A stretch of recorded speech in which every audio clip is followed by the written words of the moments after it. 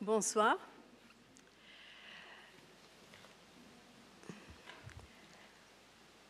La charge mentale est le thème qui sert de fil rouge aux actions organisées cette semaine autour de la Journée internationale du droit des femmes, et donc aussi de la conférence et de la table ronde de ce soir, auquel j'ai le plaisir de vous souhaiter la bienvenue. La charge mentale, c'est ce travail invisible qui consiste à être responsable d'assurer que tout roule pour les personnes autour de nous. Et ce travail est encore majoritairement attribué aux femmes. Cet ordre des choses est tellement ancré en nous qu'il faut un certain degré de connaissance des rapports sociaux des sexes pour comprendre qu'il y a un problème dans la phrase « j'ai de la chance, il aide pas mal dans le ménage, / avec les enfants ». Il peut être déroutant de découvrir, quand on emménage avec un partenaire, j'ai hésité mais j'ai décidé de garder ici le masculin, de se rendre compte que, comme par magie, on a ramassé la responsabilité pour penser au repas du soir, penser aux achats à faire, à organiser la vie sociale du couple, etc., etc. Mais cela vaut la peine d'investir l'énergie et le temps dans le travail de négociation pour répartir les tâches et, j'ai envie de dire, les contraintes de manière plus équitable. Cela risque d'être ardu et souvent frustrant, mais il y a énormément à gagner sur le long terme pour toutes les personnes impliquées. La répartition de la charge mentale n'a rien d'individuel, elle est au contraire fortement structurelle. Cela se reflète aussi dans le marché du travail, que ce soit dans la répartition des femmes et des hommes au sein des métiers et des fonctions, dans la persistance des inégalités salariales ou encore dans la propension de travailler à temps partiel.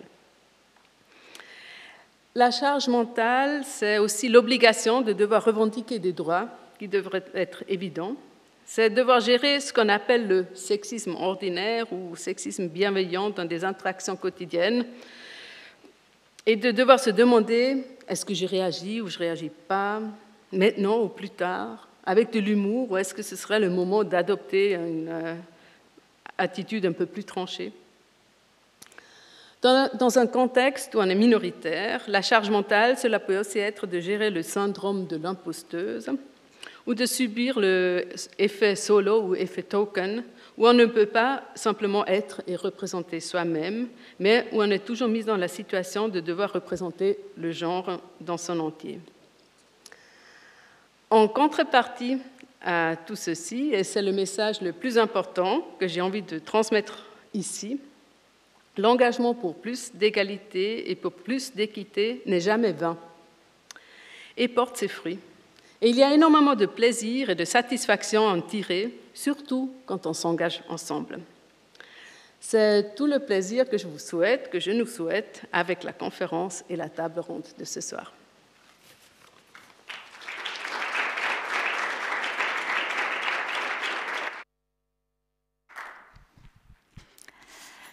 Merci beaucoup Hélène pour cette introduction. Je voulais remercier aussi toute l'équipe de l'EPFL qui m'accueille aujourd'hui. Je suis vraiment ravie d'être ici ce soir avec vous à Lausanne pour qu'on puisse échanger tous ensemble autour du sujet de la charge mentale. Donc bonsoir à tous, je me présente, je m'appelle Marie Vialaré, je suis militante féministe, statisticienne et également co-dirigeante du collectif Tapenséa. Alors, pour celles et ceux qui ne connaissent pas, Tapenséa, c'est un compte Instagram et un collectif féministe qui travaille à rendre visible la charge mentale des femmes, et ce, en leur donnant la parole sur notre compte. Donc, on est un compte de témoignages. Chaque semaine, nous travaillons à récolter, analyser et publier les témoignages des femmes qui témoignent de ce que c'est pour elles, la charge mentale au quotidien. Pour la petite histoire, le compte a été créé en 2018 et c'est un compte qui est géré collectivement depuis 2020. Notre but, c'est vraiment de mettre en lumière la charge mentale dans toute sa diversité.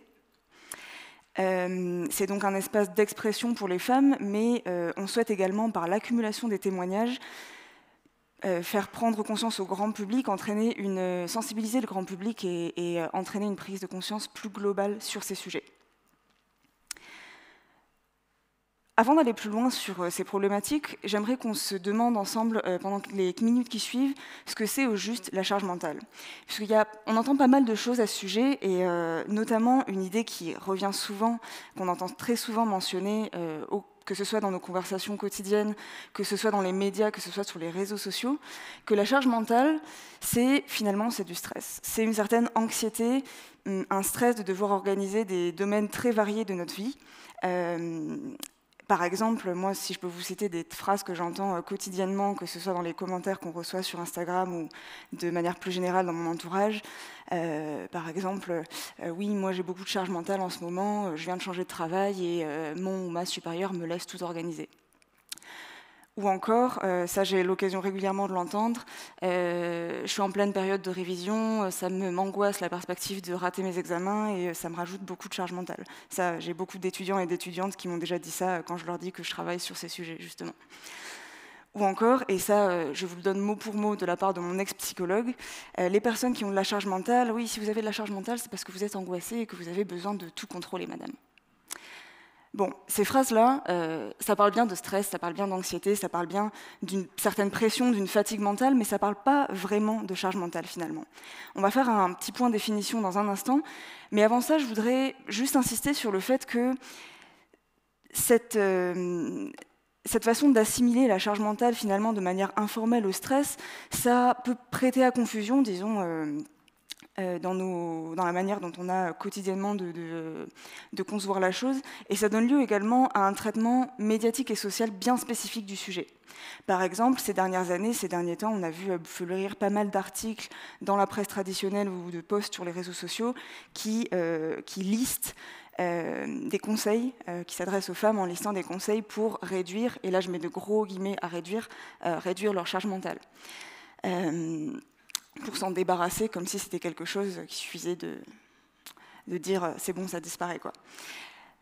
À en croire ces articles, à en croire ces choses qu'on peut lire ici et là, la charge mentale, ce serait lié à des problèmes d'organisation, ce serait lié à des problèmes de planification du quotidien, finalement. Ce serait lié également à un certain perfectionnisme ou à une attention trop forte qu'on prêterait au regard des autres.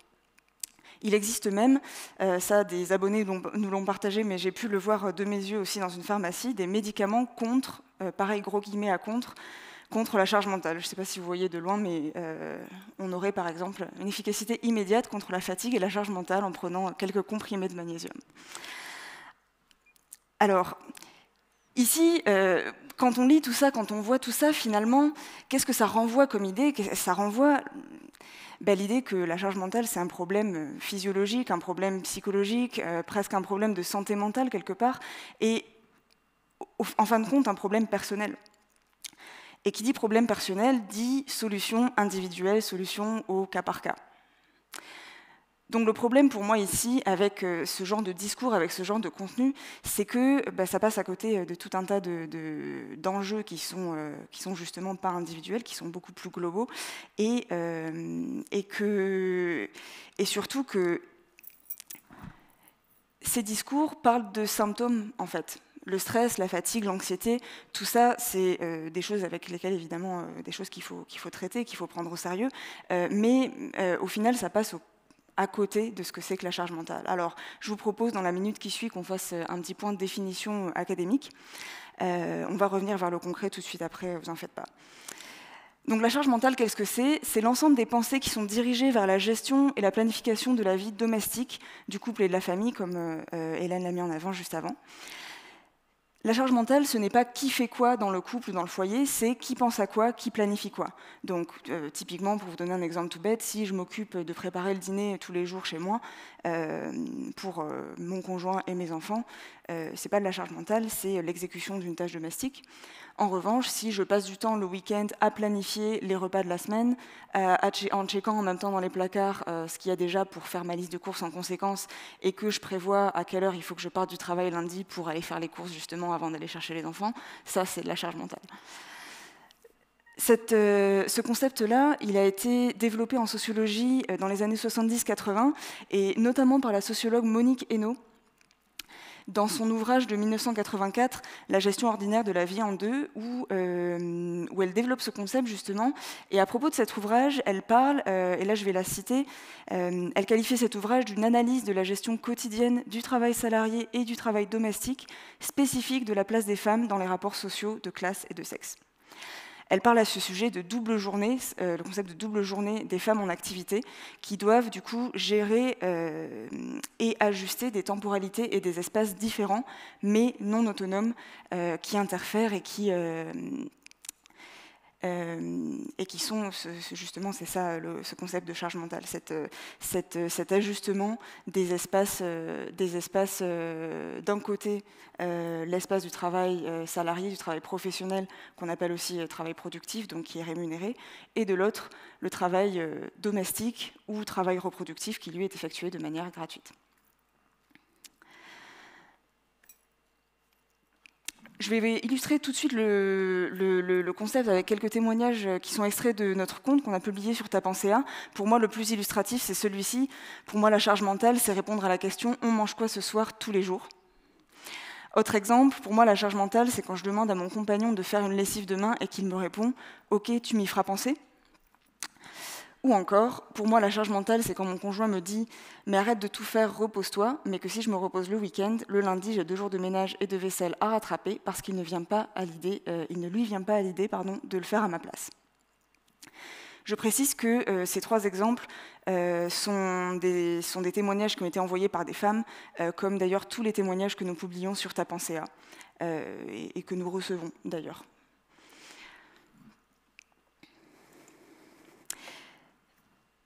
Et je précise que nous publions et recevons des témoignages uniquement de la part de femmes parce que le travail domestique et par extension son organisation, sa planification, c'est un travail qui est encore genré, comme Hélène l'a fait remarquer tout à l'heure. En France, par exemple, au sein d'un foyer hétérosexuel, les femmes, en moyenne, effectuent 64% des tâches domestiques et 71% des tâches parentales. En Suisse, les chiffres sont comparables. Une enquête plus récente de l'OFS en 2019 a montré que de même, en moyenne, dans un couple hétérosexuel, 62% des tâches domestiques sont effectuées par des femmes. Il est intéressant de noter ici que dans nos 2 pays, justement, ces différences, ce déséquilibre s'accentue avec l'arrivée des enfants, en particulier donc à la naissance du premier enfant. S'il est vrai que les 2 conjoints consacrent tous les 2 plus de temps au foyer, en termes de proportion, on assiste à un déséquilibre qui s'accentue. Donc, ce que nous montrent ces chiffres, c'est que la charge mentale, ce déséquilibre au niveau de la répartition des tâches et de la répartition de leur planification, ce n'est pas juste un problème qui affecte quelques couples. On est vraiment sur un problème ici, sur une répartition genrée, systémique du travail gratuit, du travail domestique. Et ce déséquilibre, il se traduit notamment en termes de temps. Ici, les chiffres sont les mêmes pour la France et la Suisse. En moyenne, dans un couple hétérosexuel, la femme passe 1h30 de plus que son conjoint à s'occuper des tâches domestiques. 1h30 de plus par jour, hein, je précise. Une fois qu'on a dit ça, bon, on pourrait se dire, ok, ça reste un partage, si les 2 sont d'accord avec ça, après tout, pourquoi pas ? C'est vrai, je serais d'accord avec ça si ce déséquilibre justement n'avait pas des conséquences très importantes à l'extérieur du foyer sur les hommes comme sur les femmes, en particulier aussi si on ne recevait pas, nous, à Tapensea, des dizaines et des dizaines de témoignages par semaine qui montrent justement que les femmes ne sont pas OK avec cette répartition des tâches et sont dans une situation de souffrance par rapport à ça, justement. Et quand on parle de conséquences, il y a ces conséquences à l'extérieur du foyer. Du coup, alors on a parlé tout à l'heure des conséquences personnelles, le stress, la fatigue, l'anxiété, etc. Enfin, il y a tout ça déjà. Et il y a également des conséquences plus importantes à l'extérieur du foyer, pour les hommes comme pour les femmes, notamment sur la vie professionnelle. Je voulais vous mettre ici, je voulais vous donner 2 témoignages qui pour moi sont particulièrement illustratifs de ce sujet et de ce problème. Pour moi, la charge mentale, c'est quand je renonce à des boulots intéressants mais qui prennent du temps et que je me contente d'un petit 9h-17h pour pouvoir m'occuper de tout le foyer à côté, de tout pour le foyer à côté. Et un autre exemple qui là est plutôt tiré de notre base de témoignages plutôt en rapport avec la vie étudiante. Pour moi, la charge mentale, c'est vivre en coloc avec une autre femme et un homme. Toutes les deux faisons le ménage régulièrement, lui jamais. Son excuse, monsieur fait un stage et nous n'avons qu'un mémoire à rédiger, donc nous avons, entre guillemets, de la chance. Et des conséquences sur la vie professionnelle, on en a énormément d'autres. Ça, ce sont vraiment 2 exemples. Nous, on en reçoit par jour, on en reçoit énormément du même acabit. Et je pense qu'on en discutera tout à l'heure, donc je ne vais pas m'étendre sur le sujet. En définitive, une fois qu'on a fait ces constats, qu'est-ce qu'on fait ? Qu'est-ce qu'on fait, nous, dans nos couples, dans nos familles? Qu'est-ce qu'on fait dans nos entreprises? Qu'est-ce qu'on fait au niveau législatif pour essayer de changer les choses et d'avancer vers plus d'égalité, vers une meilleure répartition ou une répartition moins genrée du travail productif et du travail reproductif? C'est toute la question. On va aborder ces points notamment juste après dans la discussion, mais je voudrais insister sur le fait que même s'il y a des prises de conscience, des choses à changer, il y en a. Par exemple, le dernier rapport du Haut Conseil à l'égalité sur l'état du sexisme en France, qui a été publié il y a très récemment, début 2023, conclut, ce rapport, que même si dans les discours, il y a du progrès, par exemple, il devient extrêmement... alors pas extrêmement, mais il devient quand même plus rare de se déclarer ouvertement contre l'égalité des genres, contre les droits des minorités de genre, contre les droits des femmes.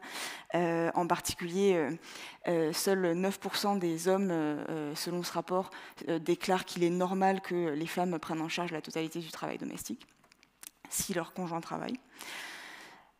Mais la conclusion de ce rapport, c'est que malgré ça, les comportements ne suivent pas, en fait, et que l'état du sexisme en France dans les dernières années n'a pas bougé, ne s'est pas amélioré, et voire même s'est dégradé dans ses manifestations les plus violentes. Donc pour moi, il est vraiment essentiel que tous et toutes nous prenions conscience que la charge mentale, le travail domestique, parmi d'autres sujets, sont vraiment des enjeux féministes et politiques, et que la répartition genrée de ces travaux et de cette charge, de ce travail invisible, est un problème systémique. Et si des stratégies et des solutions sont évidemment peuvent être adoptées et efficaces au niveau individuel, au niveau du couple et de la famille, il est indispensable que des mesures soient adoptées au niveau politique, sociétal et professionnel. Avant de vous laisser, avant de terminer, je voudrais vous présenter quelques ressources sur le sujet, si ça vous dit d'aller creuser un petit peu. Alors, j'ai déjà cité l'ouvrage de Monique Hainaut, où elle développe ce concept de charge mentale, justement, et de double journée. Il y a aussi les BD de la dessinatrice Emma, notamment sa BD Fallait demander et Sasmeou, qui sont disponibles gratuitement sur son compte Instagram, que je vous invite à aller regarder. Sur Instagram, vous avez aussi, plus spécifique là pour la charge parentale et toutes les injonctions qui sont faites aux mères dans notre société, le compte Instagram Oui mais tu es la maman, qui est extrêmement intéressant, qui regroupe aussi énormément de témoignages sur le sujet. Je vous conseille aussi le texte The Politics of Housework de Pat Menardi, qui est très court, très drôle et disponible en français intégralement, gratuitement sur Internet, qui met en avant qui parle surtout en fait des personnes qui n'effectuent pas le travail domestique au sein du foyer, et qui met en avant du coup toutes les stratégies qui sont adoptées par ces personnes pour éviter à tout prix de faire leur part. Et enfin, support vidéo cette fois-ci, la campagne Si j'étais elle, peut-être que vous l'avez déjà vue, elle a été diffusée il n'y a pas très longtemps, c'est le collectif Sista qui a fait ça. Vous pouvez les retrouver sur YouTube. Elles ont fait des interviews de dirigeants hommes de grandes entreprises en leur posant des questions que des médias divers et variés avaient posées à des femmes dirigeantes d'entreprises. Je ne vous spoile pas, mais c'est très... ça met vraiment en lumière les doubles standards qu'il y a au niveau de ce qu'on demande aux hommes et aux femmes, notamment en termes d'équilibre vie privée, vie professionnelle, et le fait que c'est un privilège de ne pas avoir à se soucier du travail domestique. Voilà, merci beaucoup pour votre attention.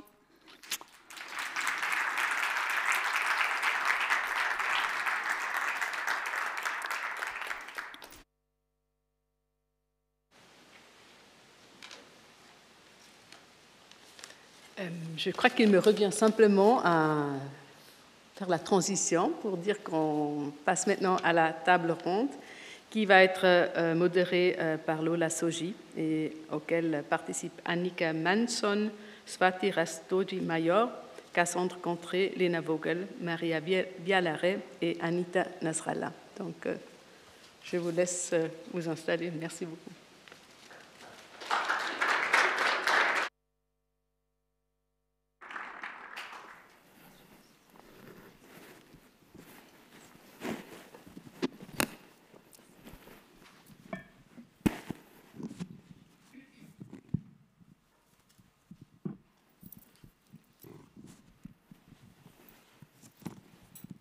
Bien. Alors, merci beaucoup à Hélène et à Marie pour cette belle présentation. Merci également à l'EPFL et au Bureau de l'égalité des chances pour l'organisation de ces événements durant la semaine et en particulier de cette table ronde. Bienvenue à toutes et à tous. Donc, je me présente, je suis Lola Soji, coprésidente du Club Femmes EPFL Alumni. J'ai diplômé d'ingénierie mathématique en 2018 et je suis actuellement économiste à la banque Pictet Asset Management. Donc, l'objectif de la table ronde de ce soir, comme l'a mentionné également Marie tout à l'heure, c'est vraiment de sensibiliser et de prendre conscience de ce qu'est la charge mentale et également de vous offrir une vision d'ensemble avec différents points de vue, que ce soit des points de vue d'étudiantes, de chercheuses, doctorantes, postdoctorantes, de professionnels, et également d'une professionnelle du bien-être au travail.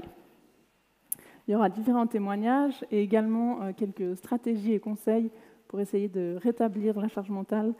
Comme on a dit, on ne peut pas l'effacer, mais au moins, si on peut la rétablir, ce serait déjà une bonne chose. Après le panel, il y aura une quinzaine de minutes à disposition du public. Si vous voulez poser des questions, ce sera très volontiers. Et sachez également qu'il y aura un replay normalement disponible sur la chaîne YouTube de EPFL Wellbeing. Voilà, sans plus attendre, je vais vous présenter les talentueuses panélistes de ce soir. Donc, à ma droite, on a Marie, comme vous avez déjà pu l'entendre tout à l'heure, qui fait partie du collectif Ta pensée A. On a Cassandre, qui est doctorante en physique, également membre du comité Polydoc, donc l'association des doctorants de l'EPFL. Ensuite, on a Lena, qui est étudiante en sciences de la vie et qui fait également un mineur en data science. Elle est membre de l'association Unipoly et Polyquity. Donc l'association Polyquity que vous connaissez certainement via la page Instagram de Paye ton EPFL, où il recense des témoignages de sexisme, de racisme et toute autre violence qu'il peut y avoir malheureusement sur le campus de l'EPFL.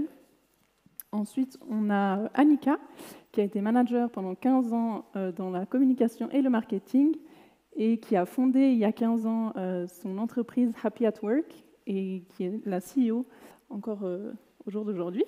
Donc, c'est une entreprise qui va coacher et accompagner les femmes qui sont notamment en burn-out, en fatigue et en perte de travail. Ensuite, nous avons Swati, qui a diplômé de système de communication et du master en management des technologies et entrepreneuriat. Elle a travaillé pendant 15 ans et elle travaille toujours dans le domaine de l'énergie. Elle est directrice commerciale, elle est également membre de différents boards et conseils d'administration, écrivaine et maman de 2 enfants.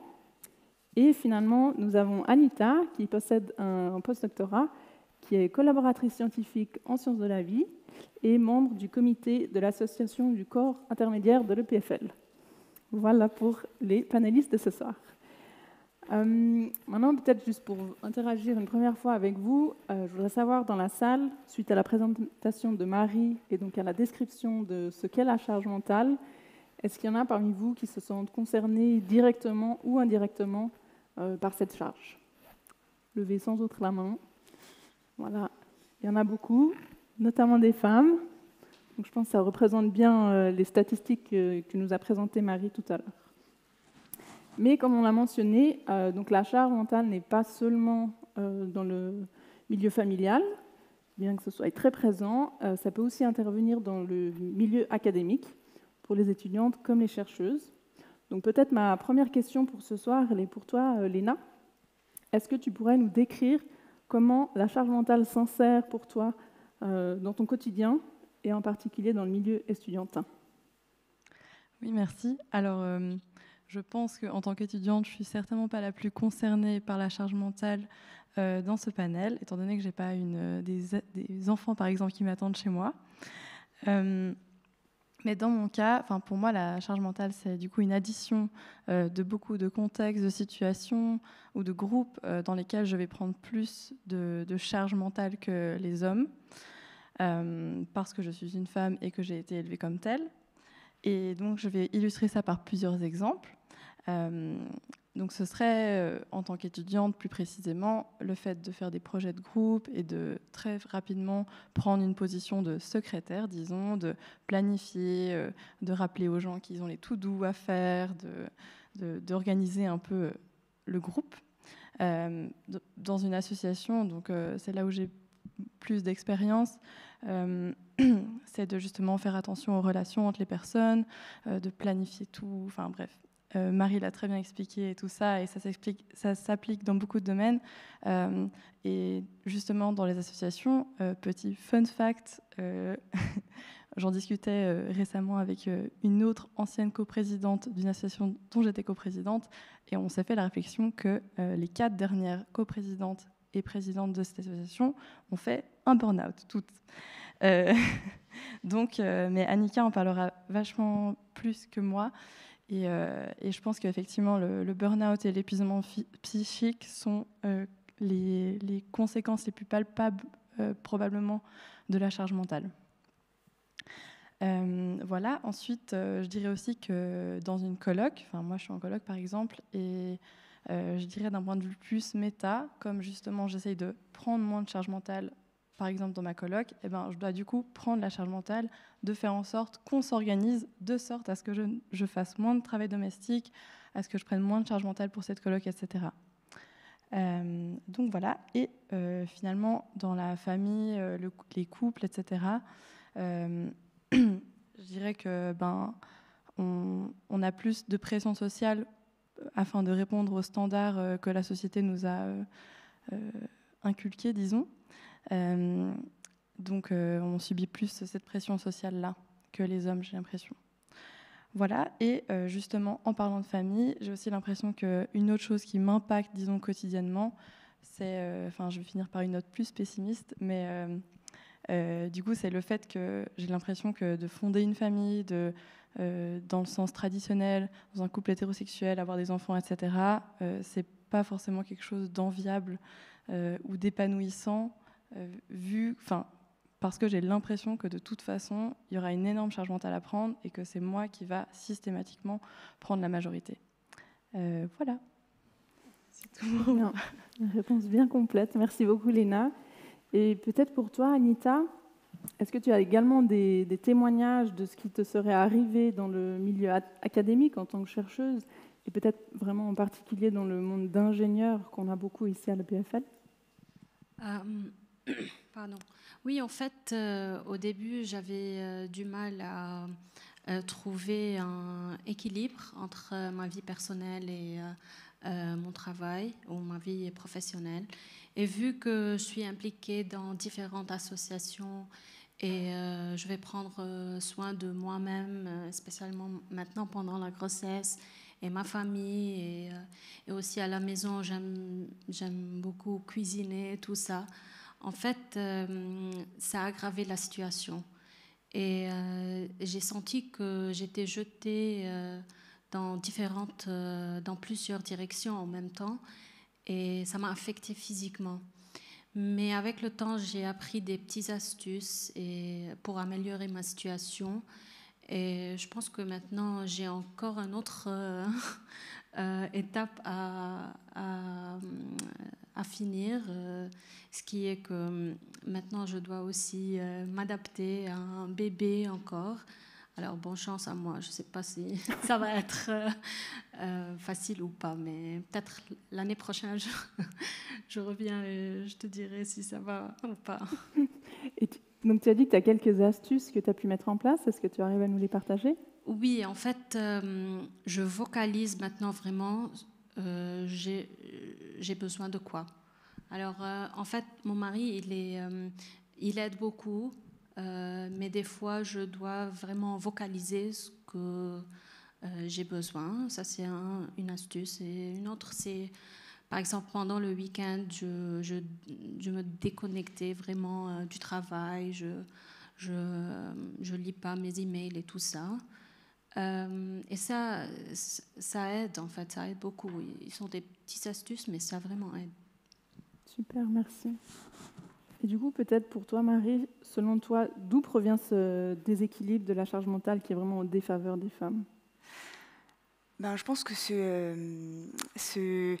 déséquilibre, bon, il vient de notre éducation, c'est sûr, des modèles qu'on a eus en grandissant et des modèles qu'on a pu avoir dans notre famille ou même dans la société, dans la pop culture, dans la culture, vers l'institution scolaire, enfin, dans toutes les représentations auxquelles on a affaire de manière générale. On est éduqué comme ça aussi. Nous, par exemple, Léna, tu mentionnais cette idée de prendre soin des autres, de faire attention un petit peu aux gens qui nous entourent, à faire fonctionner les groupes.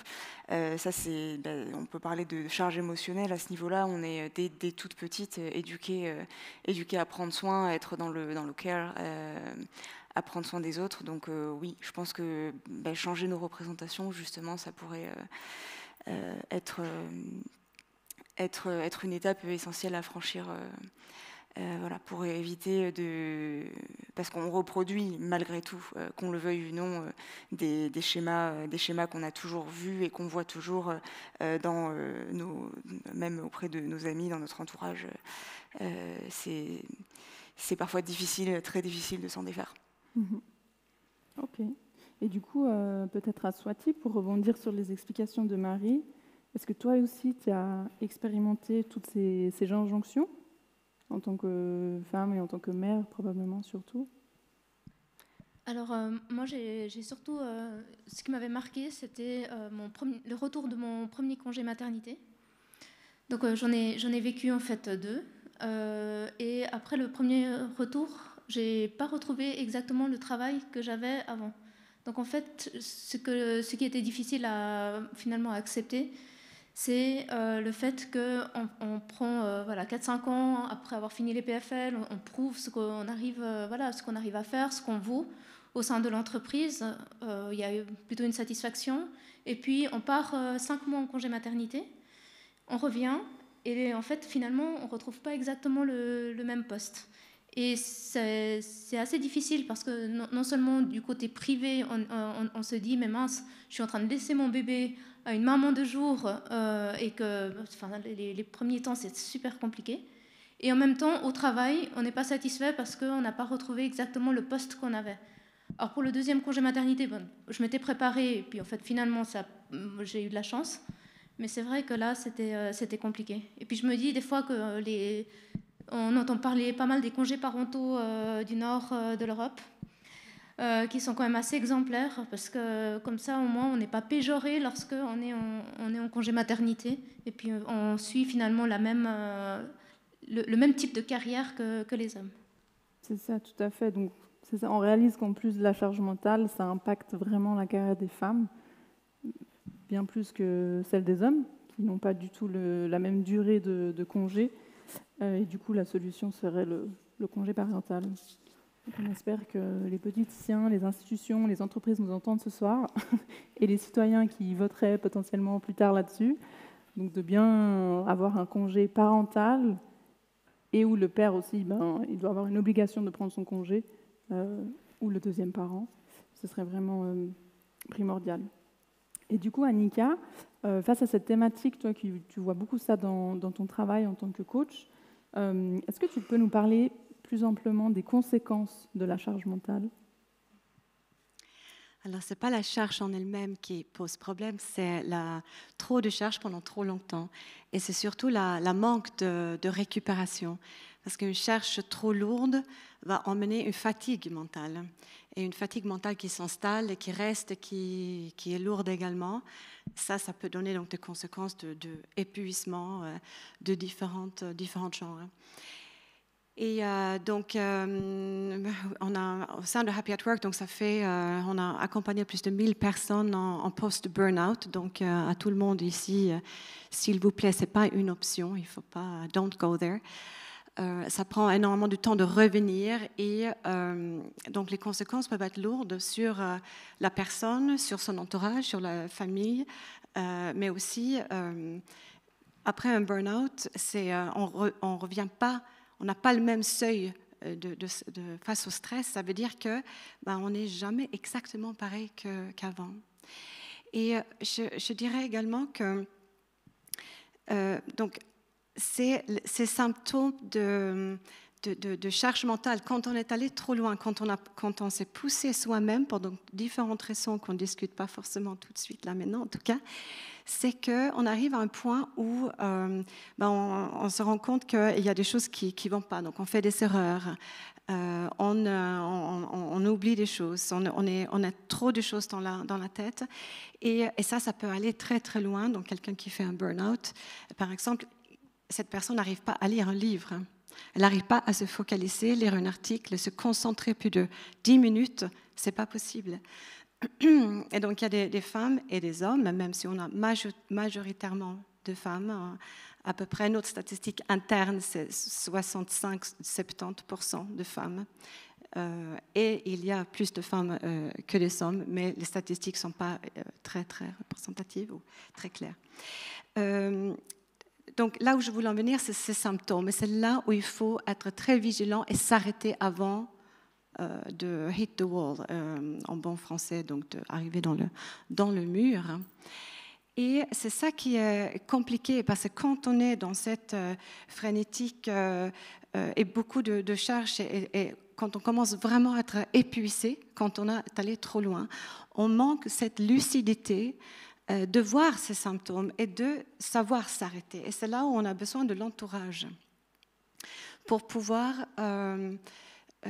savoir dire non et revenir à s'occuper de prendre soin de soi-même, en fait. Et là, il y a beaucoup trop de cas, et malheureusement de plus en plus, en Suisse, en France et en Suède également, où on s'épuise. Mm-hmm. La facture est lourde à payer, donc il ne faut pas y aller. Merci Annika. Et pour toi, Cassandre, comment est-ce que tu perçois la charge mentale et qu'est-ce que l'institution, donc le PFL, pourrait faire pour la réduire ou la rétablir? Alors, si on parle de la charge mentale d'un point de vue général pour tous les doctorants, puisque je parlais pour les doctorants en particulier, je pense que la première chose, c'est que quand on arrive en doctorat, c'est la première fois qu'on est dans le milieu professionnel, on peut être un petit peu perdu aussi parce qu'on a beaucoup de rôles. En fait, je dis souvent qu'on a plusieurs casquettes. On est à la fois assistant doctorant, donc on doit s'occuper d'étudiants. On est en même temps étudiant, donc on doit prendre des cours et on a des examens. Et puis on a aussi notre projet professionnel. Et puis à ça, il faut ajouter évidemment tout ce qui est personnel. Et c'est assez général que les doctorants, à un certain moment, se sentent un peu perdus, ne savent pas comment rebondir à ça, ne savent pas à qui en parler surtout. Et je pense que c'est quelque chose qui se résout quand même facilement grâce à la discussion et au fait d'en parler autour de soi. Et je pense que, en tout cas, pour ma part, j'ai la chance d'être dans un environnement où les gens sont plutôt à l'écoute et justement vont chercher à savoir si ça va, s'ils peuvent aider, etc. Mais je suis consciente que ce n'est pas le cas partout.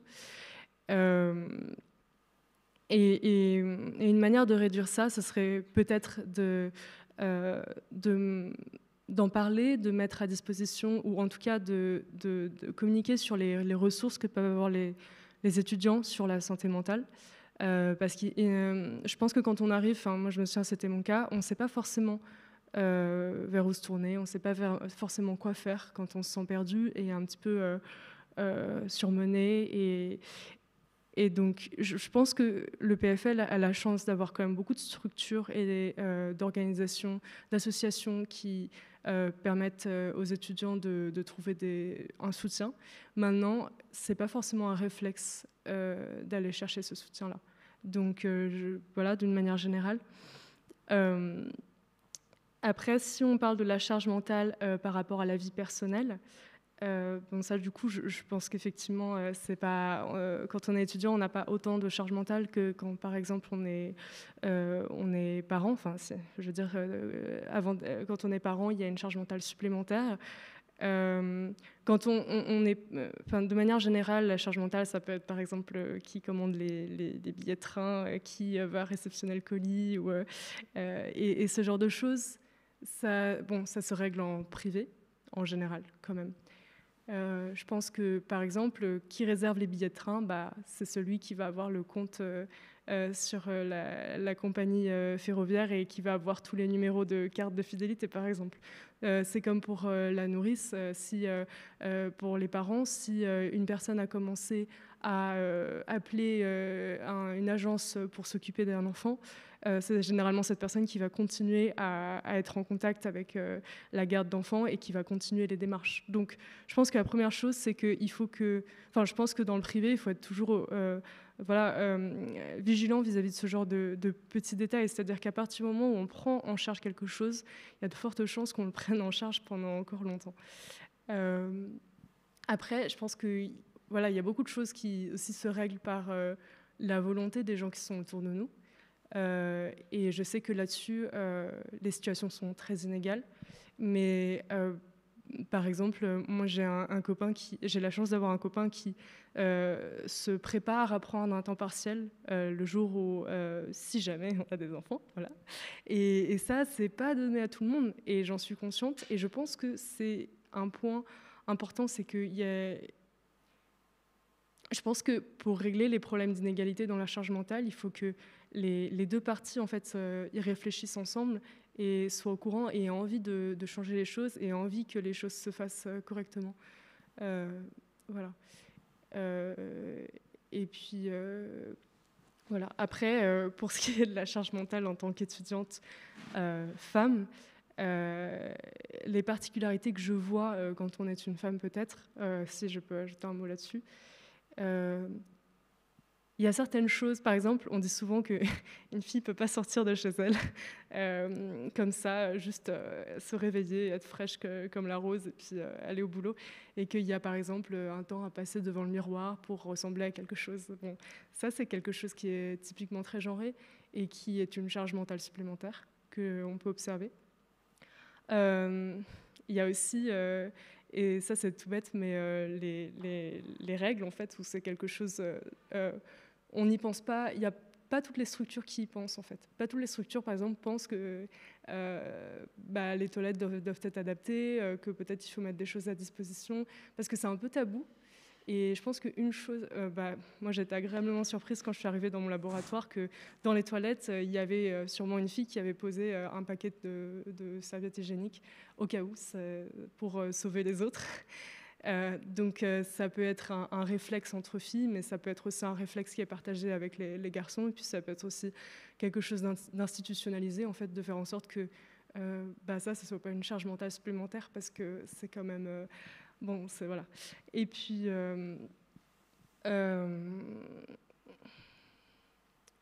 oui, donc ça, c'est quelques petites choses que je pourrais dire de ce qui est genré. Mais sinon, en règle générale, je pense que... Je pense qu'il y a une chose que j'aimerais dire, par contre, par rapport à la parentalité, c'est que, d'après ce que je comprends, et là, il y a une charge mentale supplémentaire pour les parents par rapport aux autres, et après, de savoir si dans les deux parents, la charge mentale est plus chez la femme ou chez l'homme, ça, c'est autre chose, même si c'est, je pense, statistiquement plus chez la femme. Mais en règle générale, les parents, par rapport à leurs collègues, on peut voir que oui, s'occuper d'un enfant et d'un ou plusieurs enfants, et en plus de devoir aller au travail et de penser au travail, comme vous l'avez dit, c'est une double journée en fait, c'est une double charge mentale pour les parents.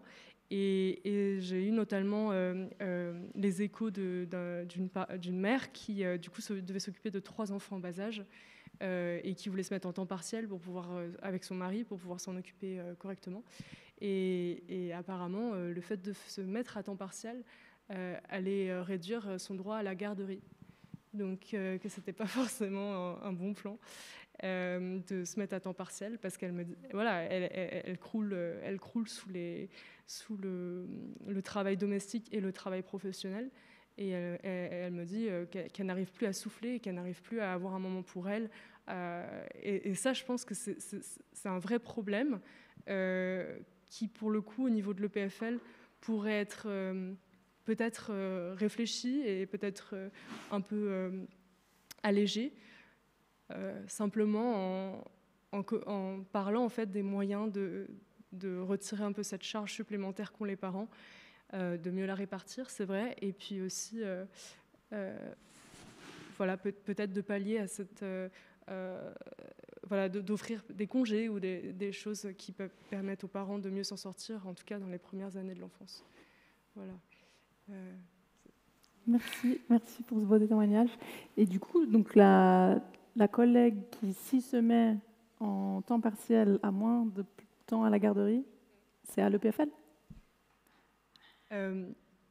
Alors, là-dessus, je pense que ce n'est pas à l'EPFL, mais c'est quelque chose par rapport au droit à la garderie à l'extérieur. Ok. Et puis, elle m'a dit récemment qu'en fait, elle avait le droit à seulement 10% de temps de garderie en plus par rapport à son temps de travail. C'est-à-dire que si elle se met à 90%, elle a le droit à 100% de garderie. Puis j'imagine que si elle se met à 80%, elle peut avoir 90% de temps de garderie.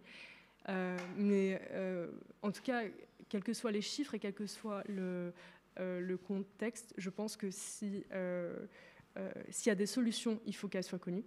Oui. Et il faut que ce soit un sujet, en fait, la parentalité. Il faut qu'à un moment donné, ce soit un sujet et que le PFL s'en empare. Et peut-être, s'il y a des solutions ou si peut-être on se trompe, parce que peut-être qu'en fait, s'il y a des solutions pour avoir la garderie, il faut que ça se sache.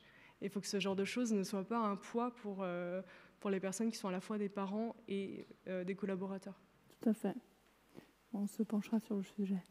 Et pour en revenir, donc tu parlais, tu mentionnais le fait que c'était bien d'en parler, et notamment, sur le campus, il y a eu cette campagne Respect qui favorise une culture d'inclusion, de bienveillance et de responsabilité.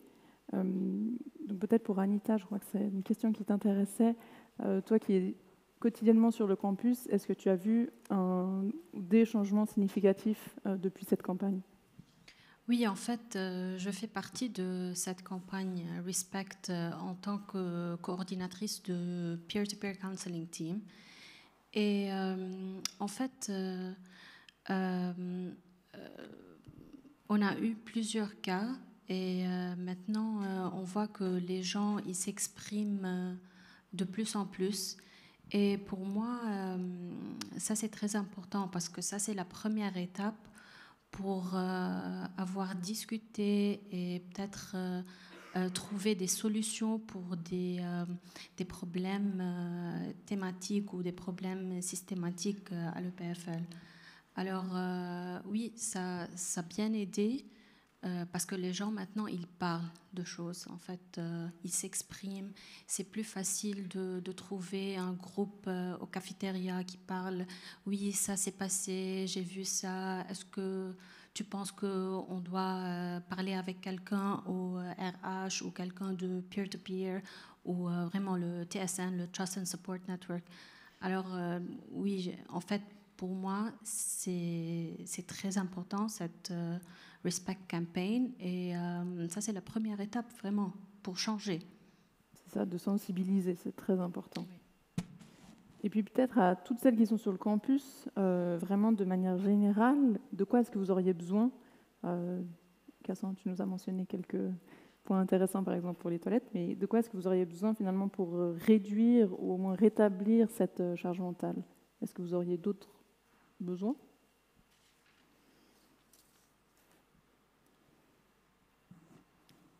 Oui, mais non.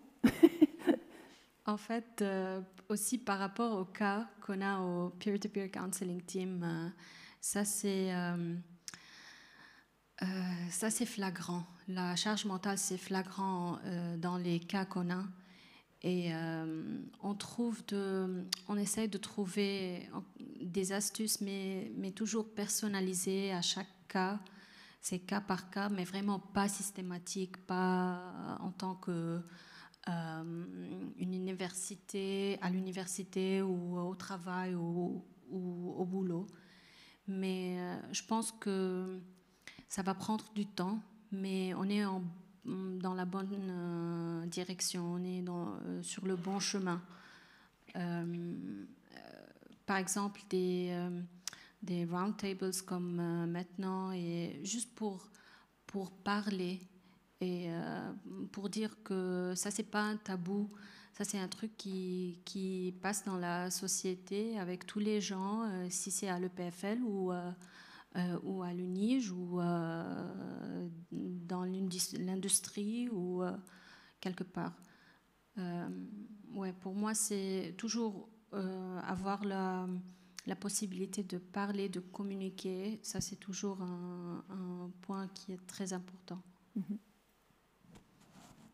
Léna, tu voulais dire quelque chose? Moi, je voulais juste dire que, un des seuls trucs, l'EPFL ne peut pas non plus faire tout pour changer la société entière qui est la cause de cette charge mentale inégalitaire.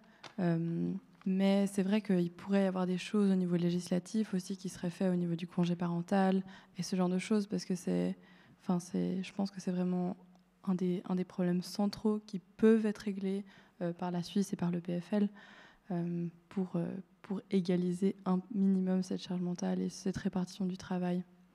Voilà. Très bien. Peut-être, Annika, toi qui as vraiment l'habitude de traiter tout ça, est-ce que tu as des solutions très concrètes à nous donner? Je partage avec plaisir. Mais je trouve très intéressant ce que tu dis, Anita, aussi sur le politiquement correct. J'ai vu un vrai changement avec le Covid, où on peut plus parler, communiquer autour du sujet, comment on se sent et demander de l'aide. Et je vois l'évolution depuis ces dernières 15 ans en Suisse, donc on est dans la bonne direction. Mais en fait, cette charge mentale, donc indépendamment d'où ça vient, si c'est domestique ou si c'est travail, etc., quand c'est trop lourd, quand c'est le trop plein ici en haut, premièrement, c'est déjà ma responsabilité, parce qu'on pourra aussi se dire, mais c'est qui est responsable de tout ça? Et il y a plusieurs niveaux de responsabilité, bien sûr, mais déjà, me with me, cette responsabilité de laisser un peu de place là-haut. Comment je fais ça? On ne parle pas de décharge en français, n'est-ce pas? Il faut que j'utilise mes mots, mais c'est plutôt la recherche. C'est aussi de pratiquer des moments de human being, not only human doing. Ça, c'est hyper important. When are you a human being, ladies and gentlemen? Donc, c'est quand est-ce que je vais juste pouvoir être avec ce qui est là, maintenant, en présence. C'est pas seulement penser à qu'est-ce que je vais faire à manger, qu'est-ce que je vais répondre, oh my God, j'ai oublié demain matin, et tout ça, parce que c'est comme ça qu'on vit, pour X raisons qu'on ne va pas expliquer ou je vais vous parler ce soir, et ça, on n'est pas fait pour ça, et c'est hyper fatigant. Donc, c'est à chacun d'entre nous d'avoir intégré dans notre quotidien des petits moments, j'appelle ça des vacances mentales, donc contrairement des charges mentales, ou des petits moments où je fais le vide, où je vais prendre soin de moi, où je vais laisser un peu d'espace là-haut. C'est cet espace mental qui nous fait du bien. Et c'est là où on va rechercher les batteries. Donc comment on fait ça? Ça me fait penser à une séance que j'ai eue avec une postdoc ici à EPFL qui m'a contactée dans le cadre du Self-Care Coaching Programme. Et quand on s'est connecté sur Zoom avec cette personne, ça m'a resté, elle était tellement, on voyait ça, c'était juste la fumée qui manquait en fait, hein, mais c'était vraiment, elle n'arrivait pas à me parler. Elle était obligée de s'asseoir et de fermer les yeux pour pouvoir se concentrer sur ce qu'elle allait me dire. Et donc, on a pris, donc je l'ai écouté, etc. Et j'ai proposé tout de suite qu'on puisse prendre quelques instants juste respirer. Juste créer cet petit espace pour avoir un petit peu de lucidité et se reconnecter avec elle-même. Donc, on a pris quelques instants pour faire ça. Après, elle a ouvert les yeux et elle a dit « Je sens que je me suis reconnectée avec moi-même. » Ça veut dire quoi, reconnecter avec soi-même? On est dans les sensations, on est dans le corps, on est plus dans la clarté et on arrive à sentir cet espace. Je ne sais pas si c'est très concret pour vous tous. Mais... Donc ça, c'est ma première réponse. Là, c'est vraiment de créer ce moment de récupération, de petites vacances mentales. Et ça, personne ne peut le faire à votre place. Donc c'est vraiment d'instaurer des rituels, des habitudes au jour le jour, pour ne pas attendre les vacances et arriver sur le genou 4 mois après. Parce que c'est épuisant notre vie qu'on mène aujourd'hui. Après, bien sûr, il y a aussi s'autoriser à prendre soin de nous-mêmes, de s'autoriser à demander de l'aide, à communiquer et à aussi se reconnecter, parce que quand je vois les personnes donc, qui sont vraiment très, très, très proches, comme cette personne que j'ai eue, cette postdoc, quand j'ai demandé, mais de quoi avez-vous besoin? I don't know. On est complètement coupé de tout. Et de s'autoriser à se écouter à soi-même et de dire, OK, what do I need? À qui je peux en parler? Et comment exprimer, comment communiquer, demander de l'aide. Le tricky thing, c'est quand on est allé trop loin, encore une fois, c'est trop tard. Le train est passé et il faudra avec force, comme une autre personne a témoigné il y a 2 semaines, quand le psychiatre a dit, je vous arrête, monsieur, c'est un monsieur cette fois-ci, je vous arrête, vous acceptez de vous arrêter, sinon je vous fais interner, on dit en français, vous avez le choix. Et souvent aussi quand les personnes vraiment tirent la sonnette d'alarme, mais non, mais il faut que je tienne, il faut que je fasse. Il faut juste que je prépare l'examen pour le doctorat X, Y, Z. Et on a 150 000 raisons. C'est de leur dire, et ça c'est le co-responsabilité de nous tous, de non, je t'oblige d'aller voir le médecin. Ça suffit maintenant. Parce que si on ne recadre pas, ils ne vont pas le faire. Et je pourrais en parler pendant des heures, mais je sais que nous sommes, donc je vais m'arrêter là. Mais donc il y a des choses à faire. Et comme conclusion, je dirais que nous sommes tous responsables à différents niveaux et l'organisation en tant que telle est bien sûr aussi responsable de créer un environnement où on ose verbaliser des choses, où on peut mettre des choses sur la table et qu'il y a une écoute et qu'il y a des choses qui se mettent en place. Et c'est ça que je vois à l'EPFL depuis ces dernières années et cette dernière année surtout. Il y a des choses qui bougent. Ça prend du temps, mais ça, petit à petit, ça vient. Et ça, c'est super important, que ça soit clairement où est-ce que je peux trouver de l'aide en tout en anonymat, parce qu'il y a toujours aussi cette peur de « mais qu'est-ce que les autres vont penser ?» etc. Je vais m'arrêter là. Merci Annika. Merci. Et pour toi Marie, donc comme tu nous as montré, le compte Instagram est vraiment truffé de témoignages bouleversants et affolants. Est-ce que vous donnez des stratégies après à ces femmes pour les aider ? Alors ça nous arrive. Nous déjà, ce qu'on veut dire aux femmes qui témoignent et qui se sentent submergées par la charge mentale, comme tu disais, Annika, le problème c'est pas qu'il y en a, puisque de toute façon dans le foyer il y en a. Il faut penser à préparer les repas, il faut penser à faire les lessives pour que tout le monde ait des chaussettes propres quand il faut. Bon, ça, on ne peut pas vraiment y couper, mais le problème, c'est d'en avoir trop, justement, que ça s'accumule. Et ce qu'on voudrait dire, nous, aux femmes qui sont en souffrance dans ces situations, qui se sentent submergées, c'est que déjà, vous n'êtes pas seules, vous n'êtes pas un cas isolé, et aussi que ce n'est pas de votre faute. Que c'est... en fait, je pense que toutes les femmes, on est passées par là, qu'on a toutes vécu ça, qu'on vit tout ça, d'ailleurs. Et une des raisons pour laquelle vous vous sentez aussi submergé, c'est parce que vous n'êtes pas seul dans votre foyer, vous avez aussi un conjoint qui, lui, ne fait pas sa part des tâches et qui, lui, ne prend pas sa part de charge mentale. En tout cas, c'est le cas pour nous, pour les témoignages qu'on reçoit. Donc c'est ça vraiment qu'on essaie de leur transmettre. Et puis après, au-delà de ça, oui, des stratégies. Par exemple, Annika, tu parlais de pouvoir en parler, de demander de l'aide, etc. Donc tout ça au niveau de la communication, je pense que c'est une des premières choses vers lesquelles il faut aller, bien évidemment, hein, se sentir, être dans un environnement. Alors ça, c'est pas toujours évident. Hein, il faut aussi que l'environnement soit prêt à l'entendre. Donc en parler pour essayer de trouver des solutions ensemble.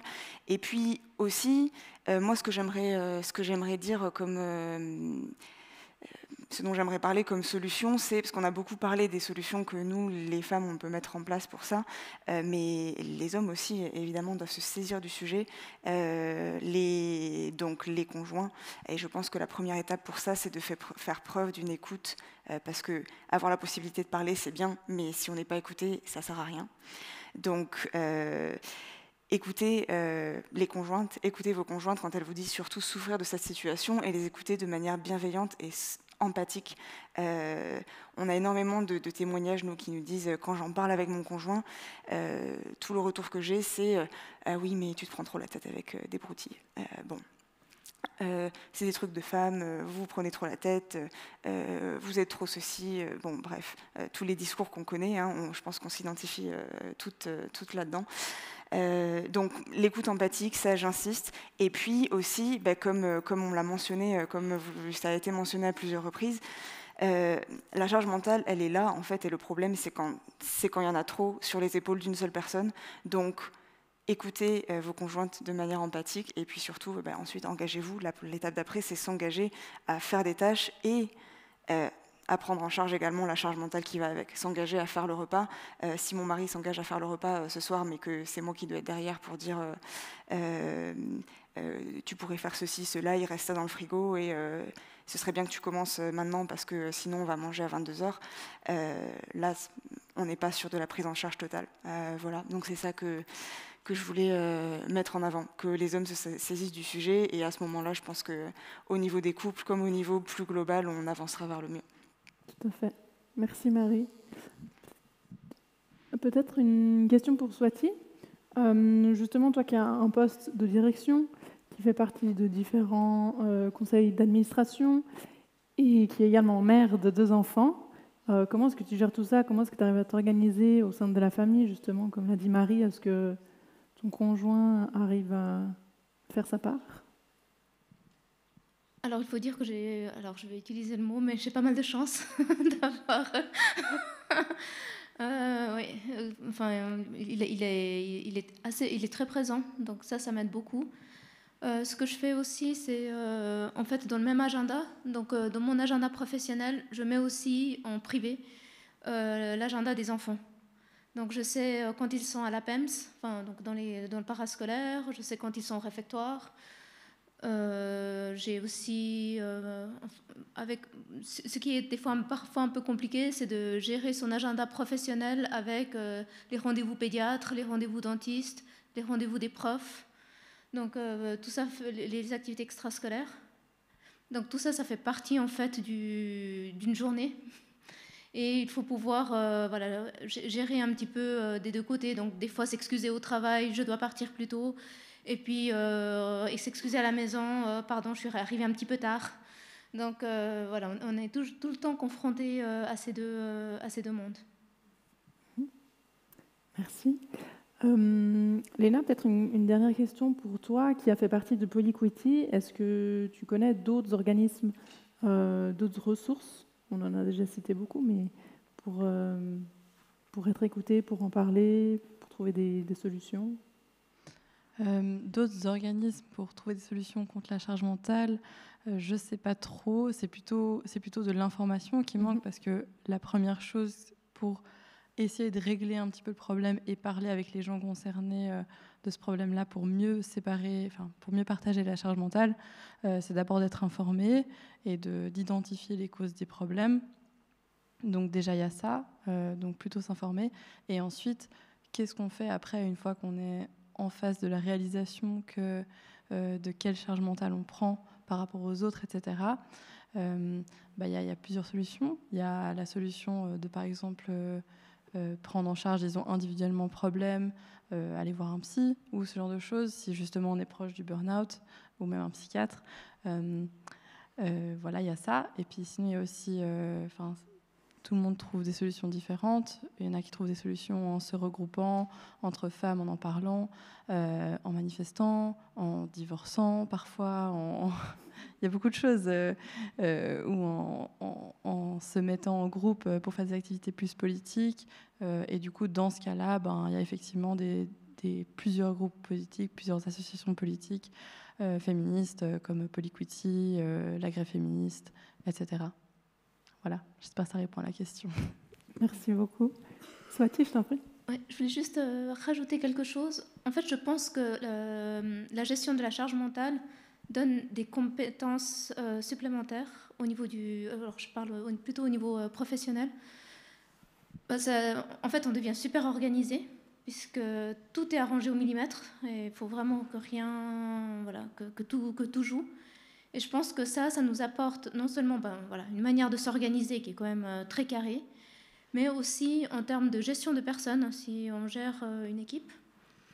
Le fait qu'on soit une femme qui a déjà 2 agendas à gérer, le privé et le professionnel, nous donne aussi je pense qu'on a une certaine ouverture vis-à-vis des soucis que notre équipe peut avoir, une certaine bienveillance ou empathie qui est peut-être, qui se développe peut-être parce que nous-mêmes, on vit aussi ce côté-là. Merci. Donc peut-être avant de laisser la parole au public pour les questions, j'aimerais résumer quelques points clés que vous avez pu mentionner aujourd'hui, ce soir. Donc, ce qui est vraiment important, c'est donc de sensibiliser, comme on l'a dit, de prendre conscience de ce qu'est la charge mentale et d'en parler autour de soi pour que les autres réalisent également ce que c'est et ce que vous pouvez vivre, de questionner du coup l'état actuel pour accompagner finalement le changement. Et ensuite, les quelques solutions évidentes qu'on a pu mentionner, il y a évidemment le congé parental, et ensuite d'en parler, de se tourner vers différents organismes, différentes ressources, également de se reconnecter à soi, comme tu l'as si bien dit, to be but not to do, or not only to do.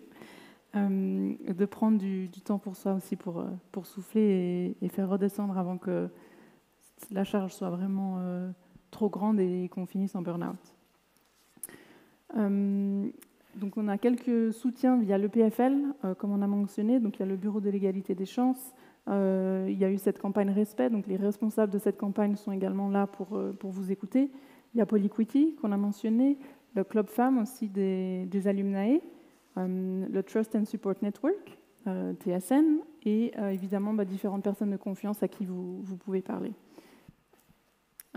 Et surtout, comme on a dit, vous n'êtes pas seul, parlez-en autour de vous, et rien que ça, je suis sûre que déjà ça vous soulagera un petit peu. Alors maintenant, on va laisser le public poser ses questions. Donc, si quelqu'un en a, levez la main et on vous lance le micro.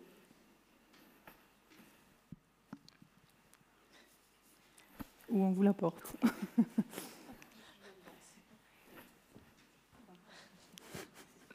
Bonsoir, ça fonctionne, c'est fantastique. Merci beaucoup pour vos témoignages, explications et éclaircissements.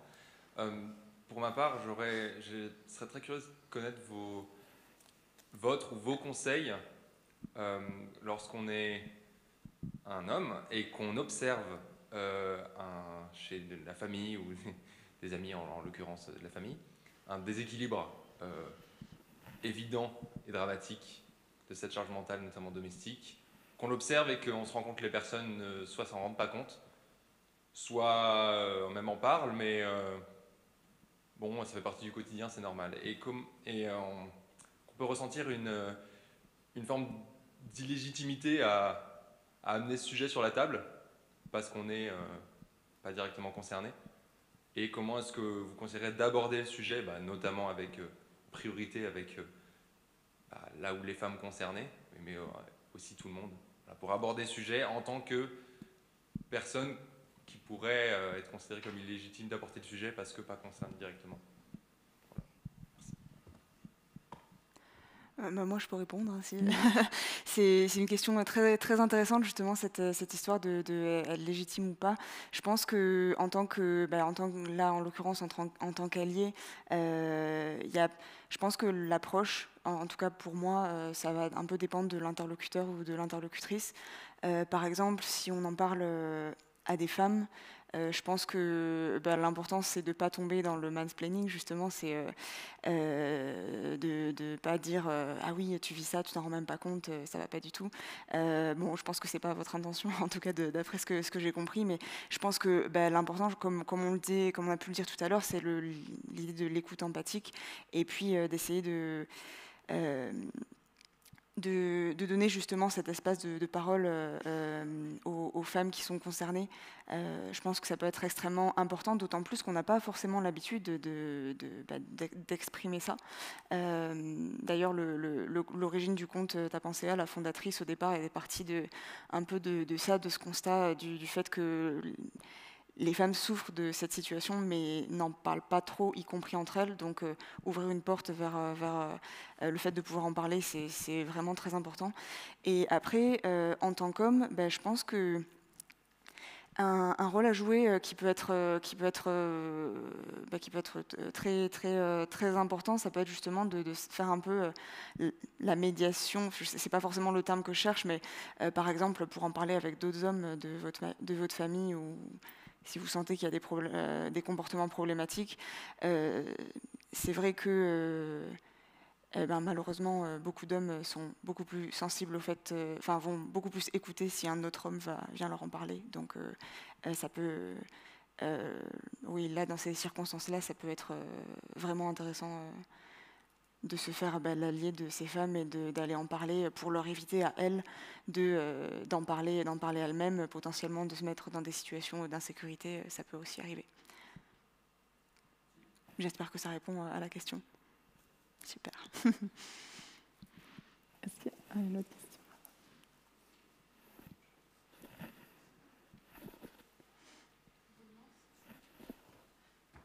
Merci.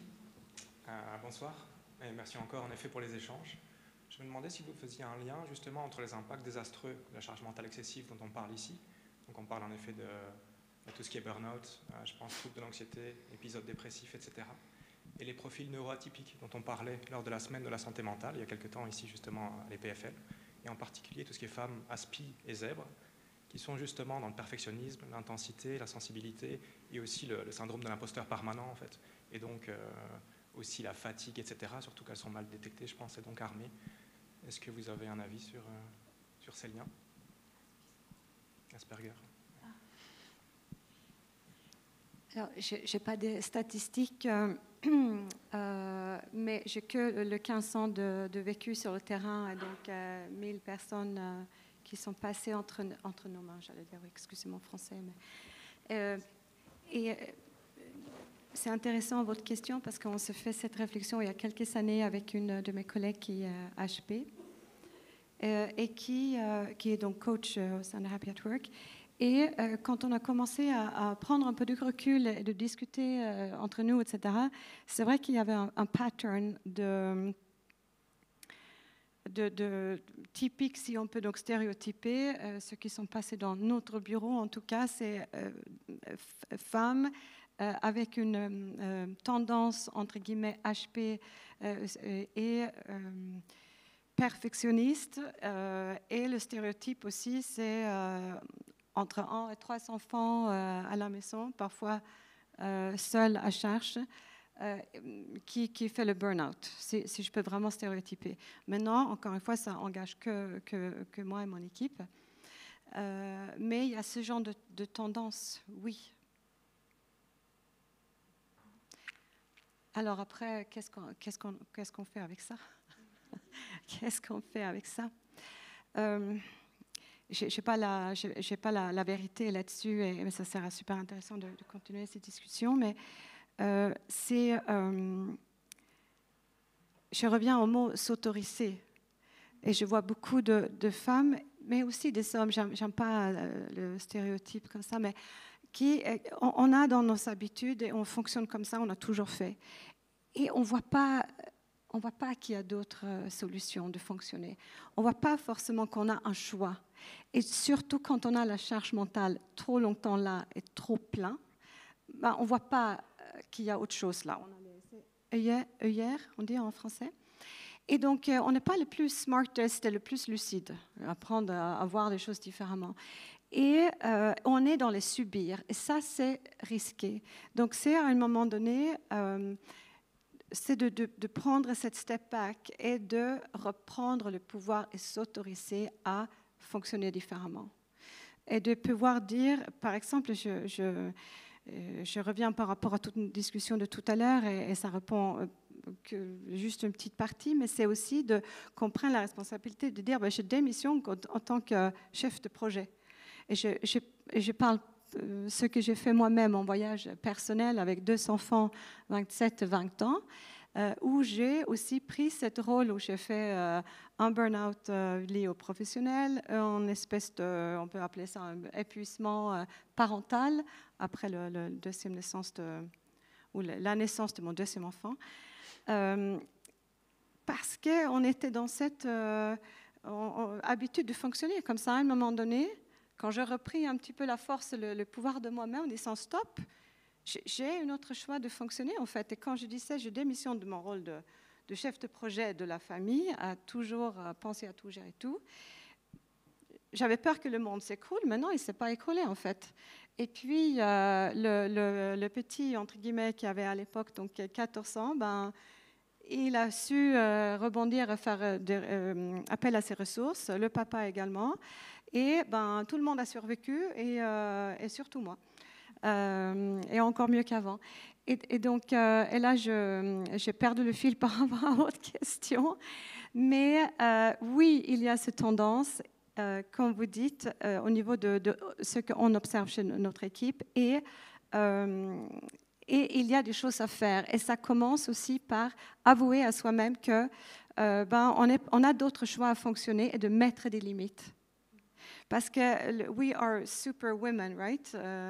Et parfois, on a le droit d'être super women, mais c'est aussi, si je vois l'autre choix, que je peux aussi dire, non, là, j'enlève mon costume de superwoman dans le placard et puis je demande de l'aide. Ça va aussi bien. Je m'autorise à faire ça. Et je pense que là, on a toutes du chemin à faire. Merci. Est-ce qu'on a encore une question ? Justement, mais c'est en même temps une réflexion, en même temps une question. Je pense que le monde a beaucoup changé. On pense à tous ces réseaux sociaux, le fait d'avoir accès à ces emails en permanence, ces notifications, etc. Il y a une accélération qui s'est faite. Et donc, en fait, cette charge mentale, finalement, tout le monde l'a. Donc, c'est vrai qu'il y a les hommes, les femmes, tout le monde vit dans cette société. À quel point... En fait, cette connaissance de soi, ce self-awareness, le fait de développer vraiment ce développement personnel, avant peut-être qu'il se faisait très tard ou qu'il ne venait jamais, est-ce qu'aujourd'hui, ce n'est pas une nécessité dès la naissance pour se protéger finalement ? Alors, il y a des personnes qui ont justement un niveau de sensibilité peut-être plus ou moins élevé, et on voit justement les profils HP qui, du coup, ne tiennent plus dans ce monde-là. Mais est-ce que ce n'est pas justement une nécessité ? Là-dessus, je peux peut-être répondre. Ok, je pense qu'on doit s'autoriser de n'en avoir rien à faire. On doit s'autoriser parfois de se dire, comme disait Anita, le week-end, je m'en fiche. Je ne regarde pas mes emails. Je pense que vous touchez un point quand vous dites qu'aujourd'hui, le monde il a changé et qu'on est beaucoup plus connectés. Et ça a un impact, par exemple... Quand vous rentrez chez vous, vous n'êtes jamais totalement déconnecté de votre travail. Vous avez toujours accès à votre espace de travail, vous pouvez toujours communiquer avec vos collègues. Et ça change la donne énormément. Donc effectivement, moi, je suis intimement convaincue qu'il y a quelque chose qui est en train de changer là-dessus et qu'il faut trouver des défenses. Parce que notre journée, elle n'a que 24 heures. Et quand on fait quelque chose ou quand on pense à quelque chose, c'est toujours au dépend d'autre chose. Mais je suis d'accord aussi qu'il y a beaucoup de choses qui changent en bien. et que ça dépend des cas. Alors moi, par exemple, à titre personnel, dans ma famille, je voyais que, si là on peut parler d'inégalité homme-femme, je voyais que les femmes, quand on partait faire une visite ou une balade à l'extérieur, avaient toujours le sac à main avec la bouteille d'eau, le paquet de mouchoirs, pour tout le monde. Et c'était même pas une question, en fait, c'était parce que les hommes, des fois, prenaient rien, même pas de sac, juste ils sortaient de chez eux. Et je me souviens que depuis longtemps, en fait, personnellement, je me suis construite en opposition à ça, en disant donc, parce que je voyais qu'après, elles avaient un trop-plein, qu'elles avaient un trop-plein de charge mentale, justement, et que ça ne se réglait jamais, parce qu'il y avait une espèce de cercle vicieux qui s'installait où le conjoint ou le père de famille ne prenait pas forcément le sac en question parce qu'il savait que en fait, la femme allait le prendre. Mais heureusement, ce genre de choses, ça change beaucoup. Et je pense qu'une des manières de s'armer contre ça, c'est juste de dire « j'en ai rien à faire ». Et quand on fait ça, en fait, on se rend compte que prendre un sac, pourquoi ? Et vous commencez à sortir sans prendre de sac. Et puis du coup, si le conjoint veut avoir des mouchoirs sur lui, il n'a qu'à en prendre. Mais je pense que là-dessus, ça s'applique. Donc ça, c'est pour ce qui est de la charge mentale genrée, mais ça s'applique aussi au fait d'être très connecté. Il faut désactiver ces notifications. Il faut à un moment donné dire « j'en ai rien à faire ». Si je reçois un message avant 3 heures, ce n'est pas mon problème. Moi, je suis plus sur mes heures de travail. J'ai besoin d'avoir un temps pour moi. Et le temps que je passe à travailler, c'est du temps en moins que j'ai pour moi-même, pour mon organisation personnelle, etc. Voilà, je ne sais pas si vous avez quelque chose à ajouter. Je veux bien juste ajouter un truc sur ce que tu parlais dans la famille et la répartition de la charge mentale entre les femmes et les hommes. J'ai effectivement l'impression que cette partie, que toi t'expliques en tant que je s'en foutre de faire les choses, et ben effectivement des fois je trouve que s'absenter consciemment, déserter en fait une certaine partie qui était à la base attribuée à nous parce que c'est toujours nous qui l'avons fait, c'est dur, mais au bout d'un moment ça peut avoir des conséquences un peu bénéfiques. Mais tu disais que les hommes savent qu'on a les mouchoirs, etc. Mais c'est même pas qu'ils savent, c'est qu'ils ne se posent pas la question de savoir ou pas si on a des paquets de mouchoirs. Et du coup, en fait, tout le challenge, c'est de leur faire se poser cette question-là pour qu'eux se posent autant de questions que nous. Voilà.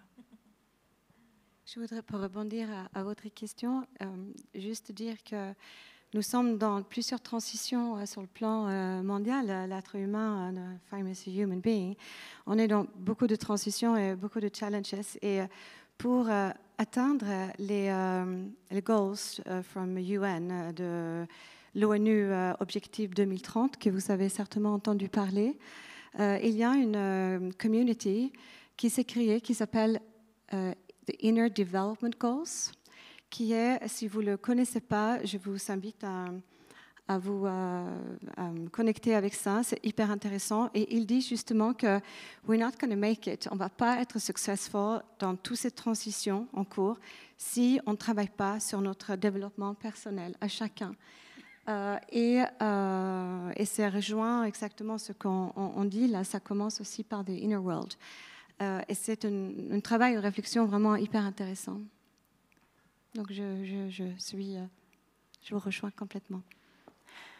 Je vais juste rebondir, votre remarque suscite beaucoup de réactions sur du coup ce que vous disiez, Léna et Cassandre, et Annika aussi d'une certaine façon, cette histoire de démissionner du projet en quelque sorte de gestion, dire qu'on s'en fiche de prendre le sac à main, tout ça, c'est très bien. Je voulais juste dire quand même que on fait quand même, ça rajoute parfois, en tout cas ça peut rajouter, parce que nous on reçoit énormément de témoignages dans ce sens, ça peut rajouter quand même des injonctions supplémentaires sur les femmes qui en subissent déjà beaucoup. Maintenant, faites attention, on ne va pas prendre votre sac à main, comme ça votre conjoint, au bout de la peut-être 15e fois, il va se dire que lui, il faudrait qu'il prenne la bouteille d'eau et le goûter des enfants, parce qu'il va bien finir par se rendre compte que les enfants au bout d'un moment ont faim et qu'il faut les gérer. Bon. C'est vrai et Et d'ailleurs, demain, le 8 mars, il y a beaucoup de femmes qui feront par exemple la grève féministe, la grève domestique à ce sujet. C'est des choses qui peuvent se faire et qui doivent se faire. Mais je voulais aussi insister sur le fait qu'il faut qu'on soit aussi indulgente avec nous-mêmes. On a beaucoup d'injonctions et si on n'est pas, si en plus de ça, on doit mettre en place nous les stratégies pour faire que notre conjoint réalise au bout d'un moment assez long qu'il va falloir qu'il fasse sa part aussi, en fait, beaucoup de femmes ne le font pas par fatigue, par flemme, parce que ça prend du temps, parce que pendant ce temps-là, ce travail n'est pas effectué et les conséquences retombent sur elles en général. Donc on fait bien aussi de notre mieux et c'est OK aussi. Si je peux juste rajouter une chose, alors je trouve que c'est bien justement de pouvoir s'en foutre, enfin d'avoir ce côté je m'en fous pendant un certain temps. Par contre, je trouve que ça rajoute du stress. Parce que en fait, si par exemple on arrive lundi au travail et puis qu'il y a des choses qui se sont passées entre vendredi, en fin d'après-midi, parce qu'on devait aller chercher les enfants et puis lundi matin, je trouve, en tout cas moi ça me stresse. Donc quelque part, je me dis plutôt, je me laisse un tout petit moment, mais le moment il est choisi. Il est là, comme ça au moins ça m'enlève le stress de ne pas arriver et puis de ne pas savoir ce qui s'est passé. Mais, et puis sinon, interdiction de regarder. En effet, enlever les notifications et tout ça. Ça, c'est hyper important. Mais c'est vrai que s'octroyer un tout petit peu de temps pour ne pas se rajouter un stress en disant « Ah ouais, mais toi, tu n'as pas eu le temps de regarder. » Enfin, en plus, on se prend après, les doigts se pointent vers nous parce qu'on n'a pas fait. Je trouve que si on arrive à prendre un tout petit peu de temps, 1 heure, 2 heures le week-end pour se dire ok, maintenant je suis juste sur ça, mais par contre après rien du tout. Je trouve que ça permet de rééquilibrer un petit peu ce côté où on a quand même une certaine pression professionnelle et en même temps le fait de pouvoir en profiter et ne pas avoir cette charge mentale tout le temps. Merci beaucoup. Alors, je crois qu'on arrive au terme de la table ronde. Donc, je souhaitais remercier l'UPFL et le Bureau de l'égalité pour avoir organisé cette table ronde et les différents événements de cette semaine, mais surtout un grand tonnerre d'applaudissements pour toutes nos panélistes.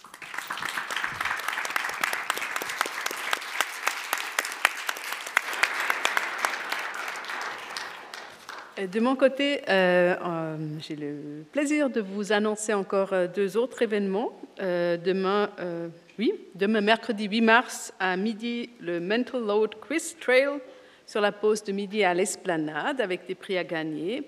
Et le jeudi 9 mars, la table ronde organisée par Polyquity sur le travail de care et l'accès au marché du travail inégal en Suisse, en CE1-1 à 18h15, suivi d'un apéritif.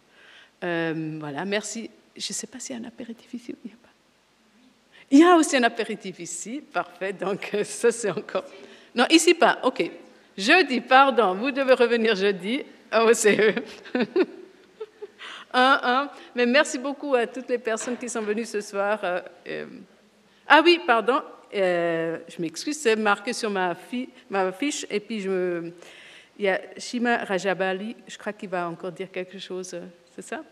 Oui, volontiers, merci beaucoup. C'est déjà là. Okay, good evening. Sorry, I have to switch to English for 2 minutes because my French is not really good. So I want to just quickly, like in 2 minutes, talk about this advertisement you see in the right. This year, the 8th of March, is actually coinciding with a great progressive revolution. Is called Women Life Freedom, which is now ongoing in Iran. And so this, what makes this revolution really progressive, it's not only the demands and challenges that people are fighting for achieving the equal rights, but also the global approach regarding this revolution and how the activists abroad and in social media we are having the dialogue about this revolution. And because of that, like we, the students, the Iranian students at EBFL and UNIL, we are going to join the event that of 8th of March, which is happening in Palace de la Riponne tomorrow at 4 p.m. until 6 p.m. And I would like to invite you to join us, and we are there with the other activists and the other women rights collectives. And then after, at 6 p.m., we are going to join the demonstration on 8th of March. Please share this with your friends, and looking forward to see you tomorrow there. Thank you. Thank you for your time.